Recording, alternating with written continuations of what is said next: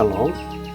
Hari ini kita akan renungkan Kitab Kejadian pasal 48, teksnya ayat 8 sampai 22, dan sudah dibagi dua paragraf. Paragraf yang pertama ayat 8 sampai 19, Yakub memberkati Manasye dan Efraim dengan ganti meletakkan tangan kanan dan kirinya. Tetapi di pandangan Yusuf ini tidak baik. Paragraf yang kedua ayat 20 sampai 22, Yakub berkata Efraim juga akan menjadi suatu bangsa yang menjadi besar kuasanya. Walaupun begitu, adiknya akan lebih besar kuasanya daripadanya dan menjadi sejumlah besar bangsa-bangsa. Kesimpulannya, Israel, Yakub memberkati dua anak Yusuf. Mereka anak Yusuf, anak ke-11-nya. Namun diberkati sebagai sulung sama seperti Yakub diberkati oleh ayahnya. Dan Efraim, anak kedua Yusuf, diberkati dengan tangan kanan Yakubnya. Walaupun dipandang Yusuf itu tidak baik, Yakub tetap memberkati dengan keinginan sendiri. Dia berkata, Manasye juga akan menjadi suatu bangsa dan menjadi besar kuasanya. Walaupun begitu, adiknya akan lebih besar kuasanya daripadanya dan memberi tambah pembagian kepada mereka daripada saudara-saudara lain. Ajaran tentang Allahnya. Pertama, Allah memberi panjang umur kepada Yakub sampai dia melihat cucunya dari Yusuf. Kedua, Allah telah menjadi gembala bagi Yakub selama hidupnya dan sebagai malaikat telah melepaskannya dari segala bahaya.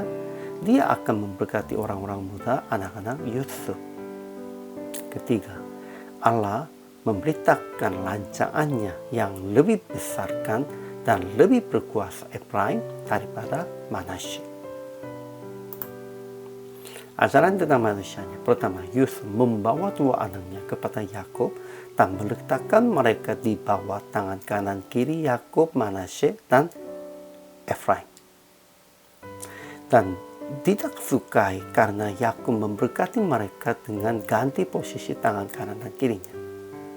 Kedua, Yakub memuji Allah yang bimbing sampai ketemu Yusuf dan anak-anaknya. Kemudian memberkati Efraim sebagai bungsu dan memberkati Manasye sebagai anak kedua di dalam rancangan Tuhannya. Ketiga, Yakub janji keturunannya akan kembali ke tanah Kanaan dan memberikan kepada Yusuf sebagai kelebihanmu daripada saudara-saudaranya. Aplikasi hari ini. Pertama, jangan mementingkan susunan secara jasmani. Pentingkanlah susunan secara rohani di dalam bimbingan Tuhan. Memang tidak ada alasan, karena hanya pilihan Tuhan, Efraimnya menjadi sulung dan Manasye menjadi kedua, sepertinya Yakub dan Esau.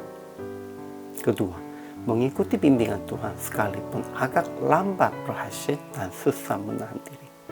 Memang sekalipun begitu, kalau tetap mengikuti bimbingan dan perjalanan Tuhan, pasti Tuhan akan membimbingnya dengan hasil yang baik sampai tujuannya dia sudah lancarkan. PL praktek hari ini, jangan mementingkan susunan atau friendship secara manusiawi. Hargailah bimbingan Tuhan dan kehendak Tuhan yang jelaskan kepada Anda. Tuhan pasti sudah jelaskan kehendak Tuhannya.